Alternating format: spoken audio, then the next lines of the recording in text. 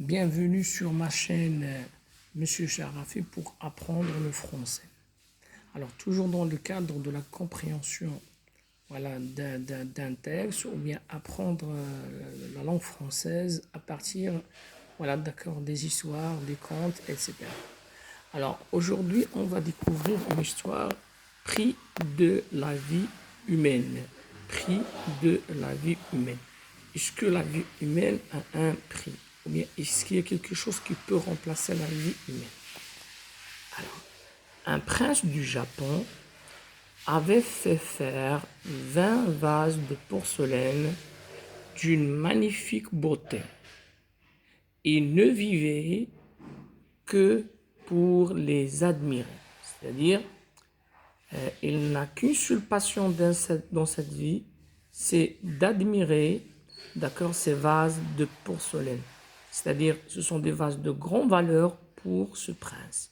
Un prince du Japon avait fait faire 20 vases de porcelaine d'une magnifique beauté. Il ne vivait que pour les admirer. Un jour, une servante en cassa par mégarde. C'est-à-dire, un jour, une servante du palais cassa donc un des vases, mais sans avoir l'intention de le casser. Le prince entra en fureur et la condamna à mort.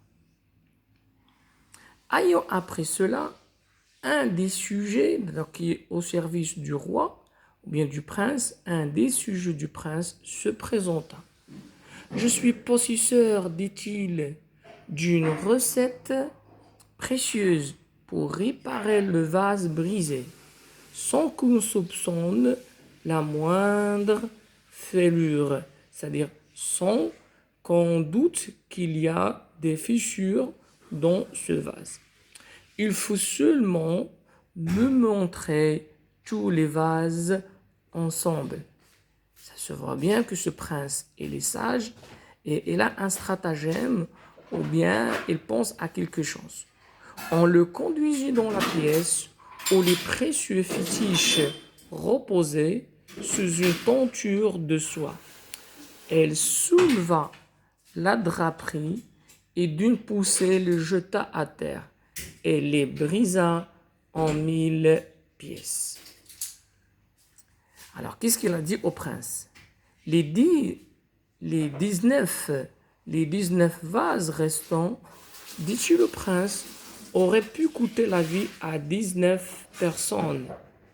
Prenez la mienne, ce sera assez. C'est-à-dire, tue-moi, condamne-moi à mort, ça sera assez. C'est-à-dire, mieux condamner une personne au lieu de condamner 19 personnes. À chaque fois que quelqu'un casse un vase, vous allez le condamner à mort.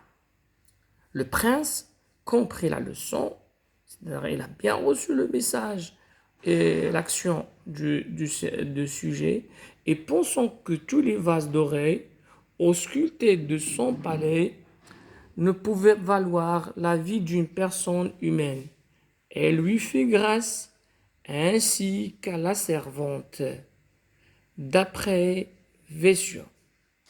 C'est bien, c'est une très belle histoire. C'est une histoire qui contient une morale et que rien ne remplace la vie humaine. Passons maintenant aux questions. Alors, l'histoire se passe en Inde, au Maroc, au Japon. Bien sûr, c'est au Japon. Le personnage principal est un roi, une princesse, un prince. C'est un prince. Le prince avait 20 lustres, vases, coupes. Voilà, il avait 20 vases. Alors, les questions suivantes. Un vase fut nettoyé, vendu, cassé. Bien sûr, c'est cassé. Le vase fut brisé par une servante. Par mégarde, que veut-il dire? Veut dire par méchanceté, exprès, sans faire attention. C'est sans faire attention.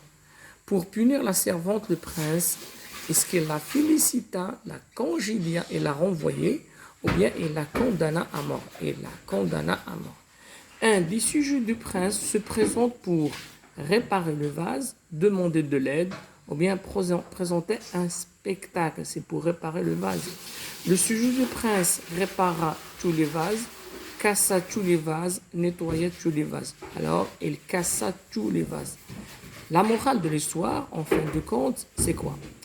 Un sujet doit respecter son roi, un objet vaut la vie d'un humain, ou bien jamais quelque chose, un objet ne remplace la vie humaine.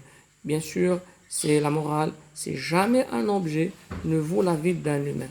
Et c'est ainsi que s'achève, d'accord, cette séance. À la prochaine, Inch'Allah.